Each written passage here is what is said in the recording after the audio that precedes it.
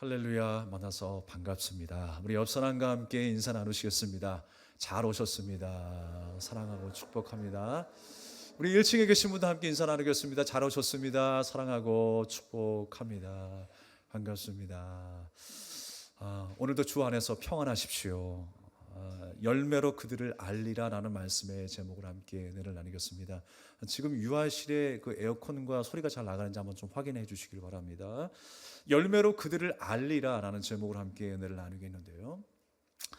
요즘 우리나라 축구 선수 가운데 손흥민 선수가 주가를 높이 올리고 있습니다. 그는 아시아인 최초로 영국의 프리미어리그 그 축구에서 득점왕을 차지했어요. 그리고 대한민국 국가대표에서도 맹활약 중입니다. 그래서 세계는 지금 그 손흥민 선수를 가리켜서 월드 클래스, 세계적인 선수다라고 칭하고 있습니다. 근데 놀라운 사실은요, 그의 아버지 손흥정 씨의 그 교육법이 참 탁월했어요. 정말 그 손흥민 선수를 혹독하게 교육시켰지만 무엇보다 강조했던 한 가지가 있었습니다. 그 한 가지가 뭐였냐면 겸손이었어요. 첫 번째도 겸손, 두 번째도 겸손, 세 번째도 겸손했다라는 거예요. 그래서 이 손흥민 선수가 어릴 때부터 행복해서 축구를 했고 행복하기 위해서 축구를 했는데 이번에 이제 득점왕을 차지했잖아요. 세계적으로 아주 우수한 선수가 되었어요. 근데 그가 이런 말을 했대요. 두려운 마음이 느껴졌다라는 거예요. 두려운 마음이. 좋기야 할 텐데 득점왕을 했는데 두려운 마음이 생기더래요. 저는 그 마음이 왜 생겼을까라는 생각을 해보았습니다. 그런데 아버지께서 강조하셨던 그 겸손의 마음 때문이 아닌가라는 생각을 해보았어요. 항상 자만하지 아니하고 초심을 잃지 않기 위해서 그의 아버지의 말에 따르면 정말 아직 우리 아들은 월드 클래스가 아니다. 10% 매일매일 매번 성장하는 모습을 보여야 한다라는 말을 했던 것처럼 항상 초심을 잃지 않으려고 하는 그 마음 때문에 득점왕을 했어도 두려운 마음이 그 마음속에 생기지 않았을까라는 생각을 한번 해보게 되었습니다. 그의 아버지 손흥정 씨는 이렇게 이야기합니다. 화물은 11홍이라. 이게 무슨 뜻입니까? 꽃이 피어도 열흘 이상을 가지 못한다는 거예요.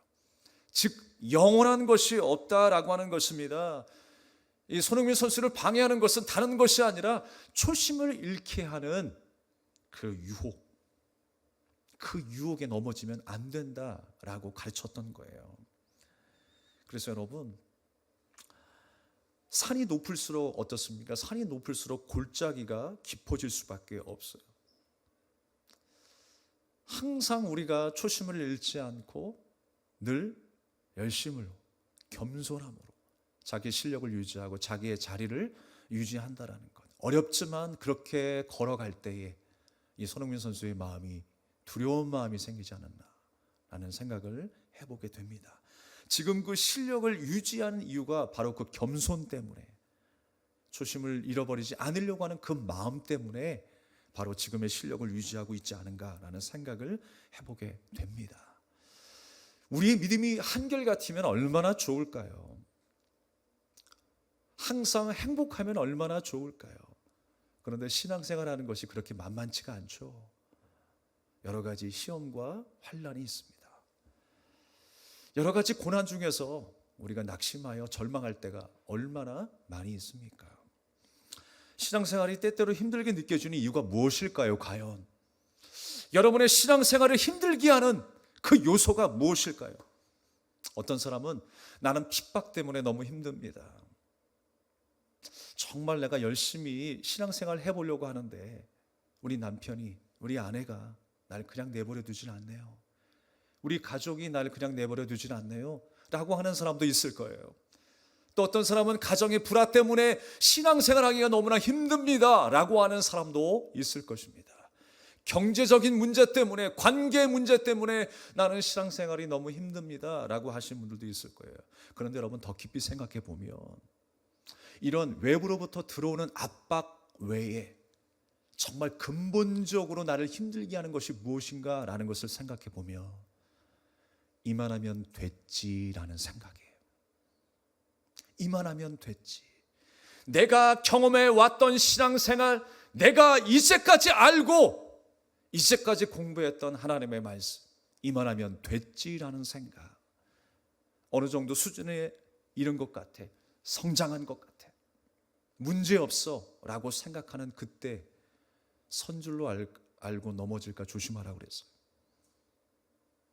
우리가 운전도 그렇죠. 베테랑 베스트 드라이버가 언제 사고가 날지 모르는 거예요. 자만하고 있다가 그냥 한 손으로 아무것도 의지하지 않고 백미러를 보지도 않고 그냥 평소에 내가 잘 해왔기 때문에 그 믿음 하나로 잘못 운전을 했다가 이리쿵 저리쿵 박아버리는 거 아니겠어요? 자만할 게 아무것도 없는 것 같아요. 우리 날마다 항상 겸손한 마음으로 생활해야 되고 겸손한 마음으로 신앙생활 해야 되는 줄 믿습니다. 바로 이만하면 됐지라고 하는 그 생각, 그 마음, 그 영적인 유혹이 나를 힘들게 한다는 거예요. 우리의 신앙생활을 방해하는 생각이 바로 그런 거라는 것입니다. 내가 평소에 아무것도 아니라고 생각했을지 모르겠어요. 그런데 이만하면 됐지라고 하는 그 생각이 가장 우리에게 위험한 생각이에요. 여러분, 우리는 이 땅에 살아가면서 완전함이 없어요. 주님의 은혜가 임할 때만 완전한 거예요. 하나님이 도우실 때만 완전한 거예요. 성령이 내 안에 충만할 때만 완전한 거예요. 그러다가도 우리는 또 좌절하고 넘어져 절망에 빠져요. 부족함을 느껴요. 그런데 또 주님 바라보고 주님 우리를 붙잡으셔서 또 그 완전함으로 나아가는 거예요. 그렇게 연습하고 훈련하는 우리의 삶이 바로 이 광야의 삶입니다. 우리는 주님이 부르시는 그날까지 그렇게 우리는 성숙해 나갈 것입니다. 나는 또 넘어지지만 주님은 나를 이렇게 세우시는 거예요. 나는 병들지만 주님은 또 고치시는 거예요. 나는 곁길로 가지만 주님은 채찍을 사용하셔서 쥐의 막대기와 지팡이로 나를 안위하셔서 푸른 초장 맑은 시냇 물가로 인도하실 것입니다. 그렇게 우리는 이 세상 가운데 연단받는 광야의 삶을 살아가고 있어요. 주님이 함께 하시지 않은 인생은 불완전한 인생입니다. 주님의 은혜가 부어질 때의 완전한 인생이라는 거예요. 그래서 우리가 항상 기도해야 될 제목은 뭐냐면 주님의 임재를 구하는 거예요. 하나님, 이곳에 나와 함께하여 주시옵소서. 나의 힘은 연약합니다. 주님이 도우셔야 모든 것이 가능합니다. 하나님, 나를 도와주시옵소서. 그 믿음으로 우리가 살아야 할 줄로 믿습니다. 오늘 본문의 시작은요, 거짓 선지자들을 삼가라라고 말하고 있어요. 무엇이 거짓이고 어떤 사람이 거짓 선지자일까요? 겉으로는 화려하고 능력 있는 것처럼 주여 주여 하며 하나님을 향하여 열심히 있는 자처럼 보이지만 그들의 열매를 바라볼 때에 그들의 열매가 아름다운 열매가 아니었다라는 거예요. 주님은 무엇을 보고 아름다운 열매가 아니라라고 말씀하실까요? 그 거짓이 어디에서 나왔습니까? 마귀에게서 나왔어요. 여러분, 마귀의 이름이 무엇이냐면 거짓입니다. 왜 거짓인 줄 아십니까? 그는 하나님을 대적하는 자리에 있기 때문에 거짓이라고 하는 이름을 가지고 있어요. 우리가 죄 가운데에 마귀의 자녀로 살아갈 때는요, 어떤 삶을 살아간 거예요? 거짓된 인생을 살아간 거예요. 하나님과 분리되어서 그 말씀에 불순종하는 그 대척점에 살아가는 그 인생을 거짓이라고 말씀하고 있는 것입니다. 요한복음 8장 44절의 말씀을 보십시오. 너희는 너희 아비 마귀에게서 났으니 너희 아비의 욕심대로 너희도 행하고자 하느니라. 그는 처음부터 살인한 자여 진리가 그 속에 없으므로 진리에 서지 못하고 거짓을 말할 때마다 제 것으로 말하나니 이는 그가 거짓말쟁이요 거짓의 아비가 되었습니다. 그랬어요. 여러분, 무슨 말씀입니까? 그 속에 뭐가 없대요? 진리가 없다라는 거예요. 하나님의 말씀이 없다라는 거예요. 우리가 죄 가운데 있을 땐 내 안에 하나님의 말씀이 없어요. 그래서 내 뜻대로 내 옳은 소견대로 행하는 것이 거짓이었어요. 여러분, 사사기 말씀을 보시면 이스라엘 백성들이 여전히 하나님 앞에 번제를 드리고 여전히 그들이 모임을 갖고 총회를 결성해서 하나님 앞에 찬양한다라고 했지만 하나님께서 여러분 그 예배를 받으십니까? 거짓된 예배라고 보시는 거죠. 그들 속에 열심과 경건함의 모습은 있었지만 경건함의 능력이 사라져버린 예배였어요. 하나님이 받으시기에 합당하지 아니하는 그들의 마음인 것입니다.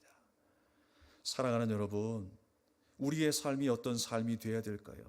말만 하는 삶이 아니라 우리의 마음, 우리의 삶을 주님 앞에 드릴 수 있는 온전한 예배와 삶이 되기를 주님의 이름으로 축복합니다. 마귀의 마음속에는 하나님의 진리의 말씀이 없는 거예요. 죄 가운데 있었던 우리의 인생 가운데도 하나님의 말씀이 담겨 있지 않고 그 말씀이 떠나버린 삶, 그 삶이 거짓이라는 거예요. 그러니까 여러분, 말씀이 없으니까 누가 말을 해요? 내가 내 말을 하는 거예요.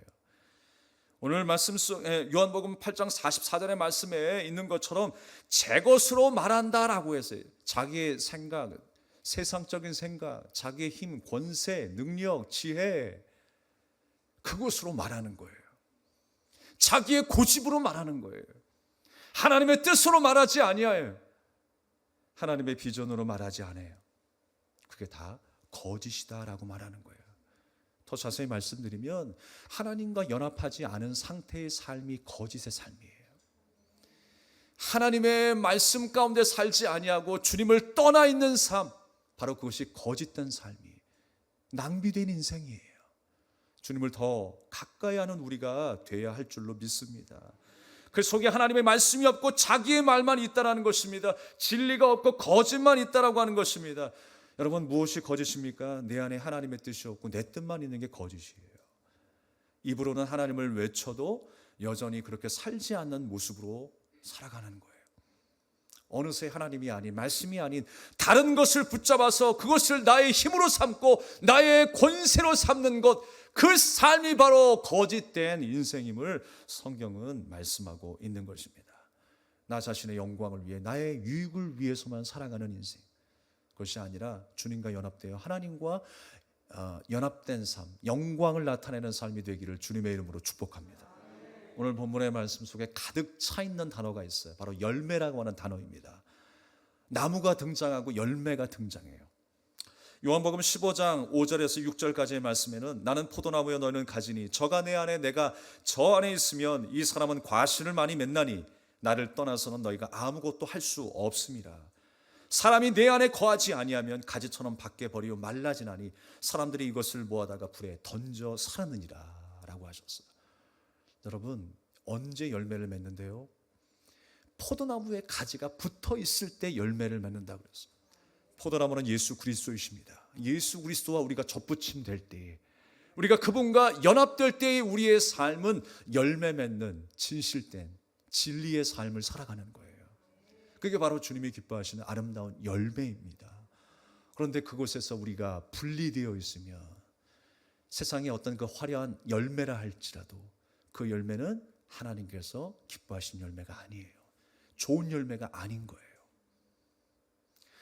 성경에서 말씀하는 탐스러운 포도 열매가 아니에요. 들포도, 들에서 나는 짐승이 먹는 들포도에 불과하다라는 것입니다. 하나님과 분리되지 아니하고 하나님과 연합된 삶은 주님은 원하고 계시는 거예요. 왜냐? 우리가 좋은 열매를 맺어야 하니까. 나를 사랑하시는 내가 좋은 열매를 맺게 하시기 위해서 주님은 이 땅 가운데 우리에게 찾아오신 줄로 믿습니다.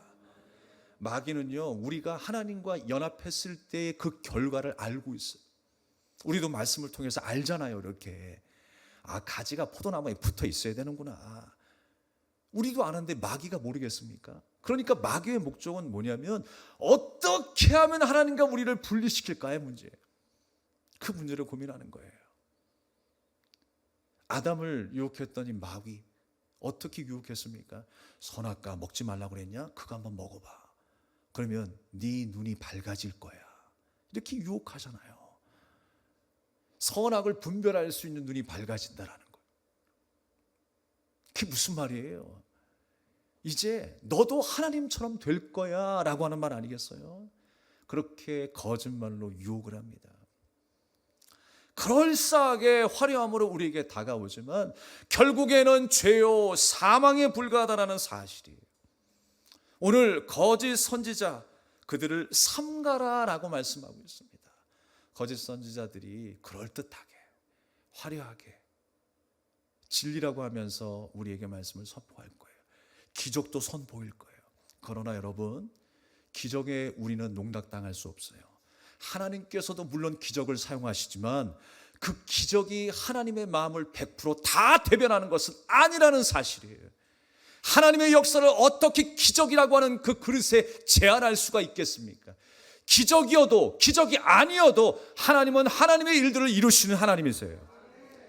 내가 가지고 있어도 가지고 있지 않아도, 내가 부족해도 연약해도 하나님은 하나님의 뜻을 이루시는 분이세요. 할렐루야. 왜 하나님의 뜻을 자꾸만 기적이라고 하는 그 그릇에 제한하는지 모르겠어요. 마귀의 권세도 기적이 일어나요. 그러면 우리가 그것을 바라볼 때에 다 우리의 마음을 빼앗겨 버리면 안 돼요. 신기할 수 있지요. 그 정도까지는 우리가 인정하고 이해하는 거죠. 그러나 여러분, 우리의 마음을 다 빼앗겨 버려서는 안 돼요. 이게 참 진리가 아니구나 라고 하는 것을 분별할 수 있어야 하는 것입니다. 왜 하나님의 역사를 100% 기적에만 다 꽂혀서 그렇게 우리 마음을 빼앗겨 버립니까? 기적을 사용하시는 것은 바로 일부분인 거예요. 아름답고 풍성한 열매를 통해서 하나님의 사랑이 무엇인가를 일부분 가르쳐 주는 거예요. 내가 어떤 열매를 탐스럽게 얻었다고 해서 하나님께서 이렇게 나를 축복하셨고 복을 내리셨다, 그걸로 끝나면 안 되는 겁니다. 그 열매를 통해서 나를 향하신 하나님의 그 풍성하고 영원한 사랑의 무게가 얼마나 대단하고 위대한가를 깨달을 수 있습니다. 사건을 통해서, 또 아름답고 기이한 일들을 통해서 하나님의 전능하심의 역사가 나와 함께 하고 있구나라고 하는 사실을 믿는 우리가 돼야 하는 것입니다. 보여지고 경험되어지는 모든 것들이 다가 아니라는 거예요. 그런데 사탄의 권세는요, 내가 뭘 좋아하는지를 잘 알아요. 내가 뭐에 약한지도 잘 알아요. 내가 무엇에 쉽게 넘어가고 이런 중독에 빠지면 죄 가운데에 헤엄치게 될 것을 사탄은 잘 알고 있다니까요. 그걸 왜 모르겠습니까? 그래서 그것을 가지고 우리에게 덤벼드는 거예요. 우는 사자와 같이 덤벼드는 거예요. 우는 사자와 같이 그렇게 삼킬 자를 두루 찾는 것입니다. 거기에는 주저함이 없어요. 왜? 나를 잘 알기 때문에 덤벼드는 것입니다. 우리는 그 사단의 화려함을, 하나님과 분리된 그 화려함, 그 열매를 쫓아가서는 안 되는 것입니다. 우리의 열매는 하나님과 연합될 때에 맺을 수 있는 열매인 것입니다. 하나님의 말씀에 순종하며 주님의 길을 따르는 자에게 나타나는 그 열매가 아름다운 열매라고 하는 것입니다. 그 열매를 날마다 사모하는 저 여러분 되기를 주님의 이름으로 축복합니다. 마귀의 마음은요, 하나님 나라의 그 왕국을 대적하고 자신의 왕국을 세워서 또 우리를 자신의 수하로 두기 원하는 거짓된 인생이에요. 하나님은 우리와 연합하시고 우리가 좋은 열매 맺기를 간절히 원하고 계세요. 아무리 마귀가 나를 유혹한다 할지라도 마귀는요, 끊임없이 자유라고 하는 이름으로 나에게 유혹할 거예요. 성공이라고 하는 방식의 이름으로 나를 유혹할 겁니다. 그러나 여러분, 그 유혹에 넘어져서는 안 돼요. 마귀의 목적은 열매가 없는 파탄지경으로 인도한다라고 하는 사실을 기억해야 합니다. 한때 미국의 조엘 오스틴이라고 하는 목사님이 긍정의 힘이라고 하는 책을 써서 세계적인 베스트셀러가 된 적이 있었습니다. 아니, 베스트셀러 이상으로 스테디셀러죠. 엄청나게 팔렸어요. 우리 한국 교회에서도 난리가 났습니다. 그런데 좋은 말들은 많이 나와 있어요. 뭐 긍정적이고 뭐 낙천적인 삶. 세상의 윤리를 말하고 세상의 도덕을 말하듯이 좋은 말들이 많이 들어 있었습니다. 우리가 어떻게 살아야 된다. 긍정적이고 진취적이고 그렇게 살아야 된다. 라는 말들은 많이 있었지만 그 속에 진정한 예수 그리스도의 보혈의 은혜, 그 보혈의 은혜를 가르치는 복음은 없었어요. 그게 안타까운 거예요. 여러분, 하나님의 메시지 가운데에 복음이 없다면 그 말씀은 더 이상 하나님의 말씀이 아닌 거죠. 좋은 말을 들으려면 교회가 아니어도 좋은 말을 들을 수 있는 곳은 많습니다. 요즘에 세미나 하는 곳도 많고요. 법당에 가도 윤리적이고 도덕적인 실천의 그 삶을 말하는 메시지들이 얼마나 많이 있습니까? 그러나 주님은 우리에게 그런 것 말씀하시는 게 아니에요. 우리가 윤리와 도덕적으로 살아야 되는 것은 당연한 것이지만 주님께서 우리에게 가르쳐 주시는 것은 바로 구원의 메시지, 구원의 선물, 그 복음을 들려주시기 위해서 오늘 제가 있고 여러분이 있는 줄 믿습니다. 교회에서 하나님의 말씀이 선포되어져야 하는 거예요. 여러분의 입을 통해서 하나님의 말씀이 선포되어져야 하는 거예요. 그 십자가의 보혈의 능력이 뚝뚝 떨어지는 우리의 삶이 되어야 하는 것입니다. 내 배에서 생수의 강이 흘러넘치는 삶이 되어야 하는 것입니다. 우리가 언제까지 세상의 복을 추구하면서 세상의 화려함을 추구하면서 살아가겠습니까? 본질로 들어가셔야죠. 열매를 뛰어넘어서 우리의 사건을 뛰어넘어서 우리가 바라는 그 복을 뛰어넘어서 하나님의 은혜를 바라볼 수 있고 그 하나님의 깊이 있는 사랑을 경험할 수 있어야죠. 언제까지 세상의 화려함에 머무르겠습니까? 그것은 하나님과 분리된 것에 불과한 거예요. 우리는 하나님의 연합 속으로 들어가야 합니다. 그 연합 속에 흐르는 예수 그리스도의 보혈의 은혜를 경험해야 돼요. 오늘 이 아침이 그 아침이 되기를 주님의 이름으로 축복합니다. 조엘 오스틴 목사님을 비판하는 한 분이 계셨어요. 예전에 그 오카넌 목사, 사랑의 교회 오카넌 목사님의 설교 중에 이런 말씀을 하시더라고요. 기독교의 본질이 되는 말씀을 교인들이 지겨워하는 경향이 있다. 요즘 한국 교회는 단 것만 좋아하는 어린아이처럼 기분 좋은 말만 들으려고 한다. 예수 믿는 목적이 마치 소원성취나 무병장수에 있는 것처럼 큰 소리로 외치고 있다라고 했어요. 그러면서 기복주의와 만몬주의에 비판을 하시면서 한국 교회를 비판하시는 소리를 들을 수 있었습니다. 조엘 오스틴 목사는요, 긍정적인 자아를 회복하는 것이 기독교의 복음인 것처럼 설교를 합니다. 그러나 그것은 복음의 본질을 왜곡하는 일이에요. 좋은 말들로 화려한 그 언변술로 외치는 것으로 끝나는 것은 복음이 아닌 것입니다. 근데 문제는 뭐냐면 그런 메시지들을 좋아한다라는 거예요. 여러분, 제가 설교를 하고 여러분들에게 말씀을 선포하지만 이 가슴에 울림이 있고 찔림이 있기를 여러분 사모하십시오. 저도 예전에요, 하나님의 말씀을 들었는데 어떤 분은 좋은 얘기만 하시고 재밌는 얘기를 말씀 많이 하시는데 그때는 좋아요. 근데 어떤 분은 왜 자꾸만 부정적인 얘기만 하실까라고 마음이 참 불편했어요.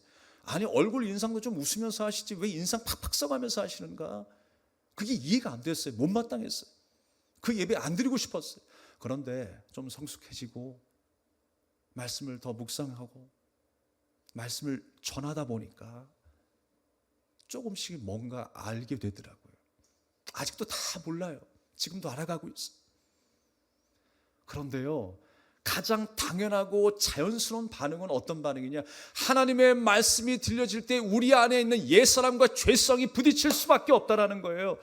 여러분, 새사람과 옛사람이 부딪히는데 왜 내 안에 갈등이 안 일어나겠습니까? 왜 내가 스트레스를 안 받겠습니까? 가슴에 찔림이 있는 게 당연한 것이죠. 마음에 불편함이 있는 게 당연한 것이죠. 싸워 승리하셔야 합니다. 거기에 머무르면 안 되는 거예요. 우리가 화려하고 아름답고 듣기 좋은 소리만 붙잡고 있는 것은 사단이 우리에게 주는 것, 세상이 우리에게 주는 것에 우리가 그냥 헤헤하며 웃는 것과 별반 다르지 않습니다. 우리는 그 상황 속에서 우리를 건지신 예수 그리스도의 보혈의 은혜를 받아야 돼요. 그래서 은혜 하는 거예요. 그 은혜를 사모하는 자로 살아갈 수 있기를 바라겠습니다. 그래서 우리가 항상 단 것만 좋아하면 안 돼요. 쓴 것도 좋은 음식이 얼마나 많이 있습니까? 저도 제 몸을 얼마나 생각했는지 어렸을 때 그렇게 약을 잘 먹었대요. 그래서 심지어 그 안주인이 돼지를 치셨는데 돼지에 이제 약 주려고 그 약을 사놓으셨는데 과리병으로 돼 있더라고요. 신제품이래요. 그래서 과리병으로 돼 있어가지고 주스인가 보다 해가지고 그걸 먹을 뻔했어요, 제가. 그래가지고 약 좋아하는 성인이가 돼지 약까지 먹을 뻔했구나 라고 이야기를 하셨던 것이 기억이 납니다. 사랑하는 여러분, 하나님의 말씀, 그 말씀을 날마다 사모하며 살아가는 저와 여러분 됩시다. 예. 예화만 기억하시면 안 되고요, 간증만 기억하시면 안 돼요. 그것을 통하여 하나님의 마음으로 더 깊이 들어가셔야 돼요. 하나님이 내게 무엇을 원하시는가 또 생각하고 또 생각하셔야 돼요. 잊어버렸지만 내가 다 기억하지 못한다 할지라도 오늘 여러분 하나님께서 주시는 그 울림이 무엇인가를 여러분 안고 가십시오. 그래도 내가 오늘 이 예배를 통해서 뭔가 내 가슴 속에 울림이 있었다, 그것 안고 가시면 되는 거예요. 우리가 마태복음을 읽었는지 창세기를 읽었는지 그거 잊어버리셔도 돼요. 아니, 기억하십시오. 다 기억하지 못한다 할지라도 하나님이 내게 감동 주셔서 울림이 있었던 이 주일 아침, 깨달음을 주셨던 이 주일 아침, 그래서 내가 어떻게 살아야 하고 어떤 방향으로 가야 할지를 하나님이 알게 하셨사오니 내가 구체적으로 다 내 말로 표현하지 못한다 할지라도 하나님 앞에 내가 낮아져야 하구나, 하나님 앞에 맡겨야 되는구나, 주님을 찾아야 되는 것이구나, 기도해야 하는 거구나, 그렇게 결론 지을 수 있잖아요. 그렇게 사시는 여러분들이 될 수 있기를 바랍니다. 디모데전서 1장 13절의 말씀에 내가 전에는 비방자요 박해자요 폭행자였으나 도리어 긍휼을 입은 것은 내가 믿지 아니할 때에 알지 못하고 행하였습니다. 우리 주의 은혜가 그리스도 예수 안에 있는 믿음과 사랑과 함께 넘치도록 풍성하였도다. 그래서 주님이 찾아오셔서 죄인 중에 괴수인 나를 구원하셨다라고 고백하고 있어요. 자기가 가지고 있었던 모든 것은 이제 배설물로 여겼다라고 하는 것입니다. 나는 죄인 중에 괴수였다라고 말하고 있어요. 그러나 주님이 오셔서 나를 새롭게 했다라고 이야기를 하는 거예요. 우리가 마태복음의 말씀을 계속 묵상하면서 이제는 심령이 가난해야 하는 이유를 알 거예요. 애통해야 하는 이유를 알 거예요. 내가 주님의 자녀라면, 주님과 연합된 인생이라면 어떻게 살아야 하는지를 우리가 알 거예요. 그 말씀을 우리가 계속 나누는 것 아니겠습니까? 더 이상 이 말씀을 부정적으로 생각하지 않을 것이라 저는 확신합니다. 어떻게 가난한 심령이 복이 있다라고 세상에서 말할까요? 부정적이다라고 이야기를 할 거예요. 애통하는 자가 어떻게 복이 있다라고 이야기를 할까? 왜 그렇게 좀 이왕이면 좋게 얘기하고 복을 얘기하지, 애통하는 얘기를 하고 의에 줄인다라고 하는 얘기를 하고 가난하다라고 하는 얘기, 내가 가난 속에 살았기 때문에 가난이라고 하는 말만 들어도 이제 막 학을 띠는 분들이 계실 거예요. 그런데 여러분, 부정적으로 이제 안 들릴 거예요. 성령께서 조명하여 주셔서 여러분의 마음속에 주님과 연합하기 위한 말씀이구나 라고 받게 될 줄로 믿습니다. 진리 대신 하나님을 가까이 하는 삶은요, 아름다운 열매를 맺을 수 있습니다. 그러나 그 무엇이 나의 주인되어 나를 이끌고 가면 우리에게는 아름다운 열매가 없게 되는 거예요. 거짓말쟁이가 된다라고 하는 것입니다. 그러니까 다시 한번 쉽게 얘기해서 열매 없는 삶, 아름다운 열매가 없는 삶이 거짓된 삶이라는 거예요. 바리새인들이 그렇게 하나님을 사랑하는 그 열심으로는 대단했는데 그들의 열매를 통해서 아시는 거예요. 열매가 좋지 않은 열매로 나타나는 거예요. 그러니까 그들은 거짓된 인생을 살았다라고 하는 것입니다. 열매가 무엇입니까? 우리가 어떤 성과를 말하는 것이 열매가 아니에요. 열매가 무엇입니까? 거룩하신 하나님과의 연합, 그거의 열매예요. 열매가 있다는 것은 주님과의 연합의 증거 아니겠습니까? 주님과 우리가 하나 되었다라고 하는 그 증거, 내가 하나님의 말씀에 순종하고 있는 그 증거가 바로 열매예요. 그 연합을 우리가 어떻게 할 수 있을까요? 그러면 예수님께서요, 성찬식을 통해서 우리에게 가르쳐 주셨어요. 내 살과 피를 먹음으로 우리와 하나 되게 하시는 역사를 이루셨어요. 주님의 살과 피로 연합하게 된 것이죠. 그 죽음이 나의 죽음이 되었고 그 부활이 나의 부활이 된 것입니다. 이제는 내가 산 것이 아니요, 이제 내 안에 예수께서 사신 것이니 주님이 나의 주인 되시고 나는 주님의 종이 된 거예요. 순종하는 삶을 살게 된 것입니다. 이것이 연합이고 열매이고 진실된 삶입니다. 주님은 우리가 이렇게 살아가기를 원하세요. 세상은요, 더 가지지 못해 아쉬워하고 안타까워합니다. 그러나 우리 믿음의 사람들은요, 어떤 삶을 살아갑니까? 하나님을 더 사랑하지 못해서 안타깝게 생각하는 거예요. 더 예배드리지 못해서 안타깝게 생각해야 돼요. 더 기도하지 못해서 안타깝게 생각해야 돼요. 내가 형제를 더 사랑하지 못해서 안타깝게 생각해야 돼요. 이게 주님의 마음이에요. 주님과 붙어 있을 때에 우리 안에 발생하는 마음이 바로 이 마음이에요. 그게 열매입니다, 여러분. 한 주 동안 여러분의 삶 속에 이러한 열매들이 많이 맺을 수 있기를 주님의 이름으로 축원합니다. 21절에서 23절까지의 말씀은 나더러 주여 주여 하는 자마다 다 천국에 들어갈 수 없다라고 말씀하고 있어요. 귀신을 쫓아내면 뭐 하겠습니까? 능력이 나타나면 뭐 하겠습니까? 병고침의 역사가 나타나면 뭐 하겠어요? 하나님을 모르는데, 자기가 왕이 되고 자기가 주인이 되어 살아가는데. 사랑하는 여러분, 우리 안에 말씀이 없으면 이런 일들이 벌어지는 거예요. 우리 안에 말씀이 있어야 합니다.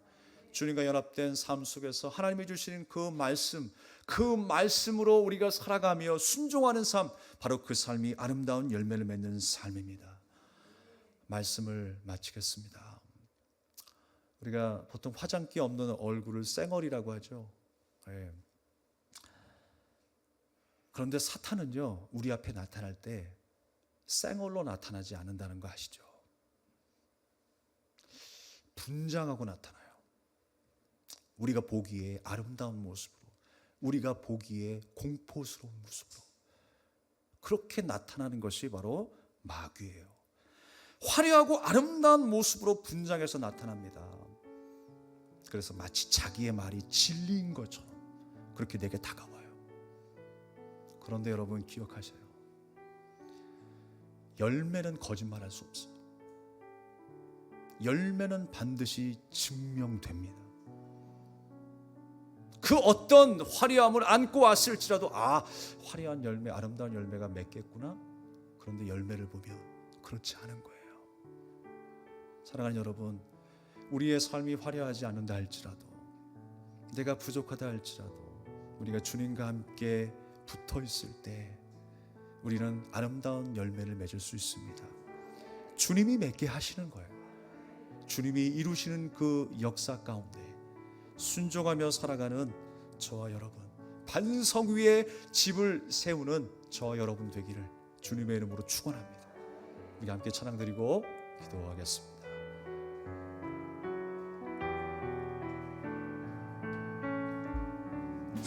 생명의 주 말씀, 생명의 주 말씀, 나 항상 종일토록 묵상하여 내 맘을 채우고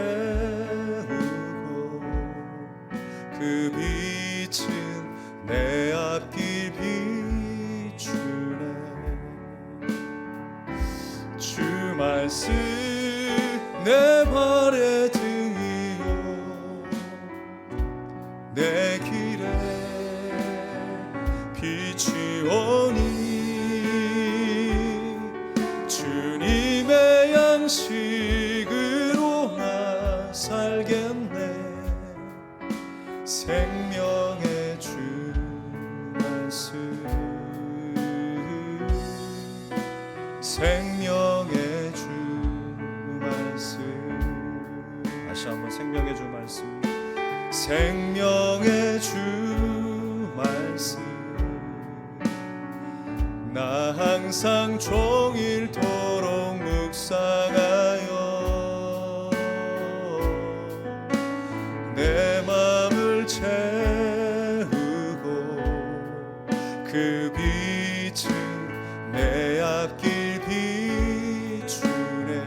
주 말씀, 주 말씀 내 발의 등이요 내 길에 빛이오니 내 길에 빛이오니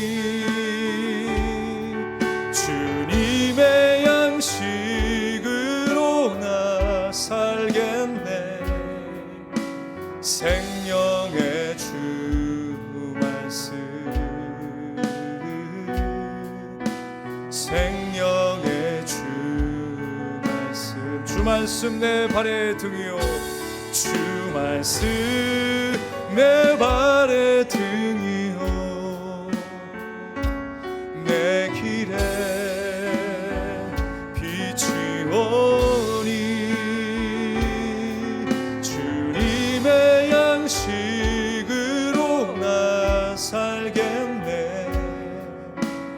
생명의 주 말씀, 생명의 주 말씀. 우리에게 주신 말씀 기억하면서 우리 함께 기도하길 원합니다. 주님의 말씀이 내 안에 있게 하여 주시옵소서. 그 말씀 붙들고 살아가는 승리의 삶이 되게 해달라. 우리 간절한 마음으로 기도하겠습니다. 하나님 아버지,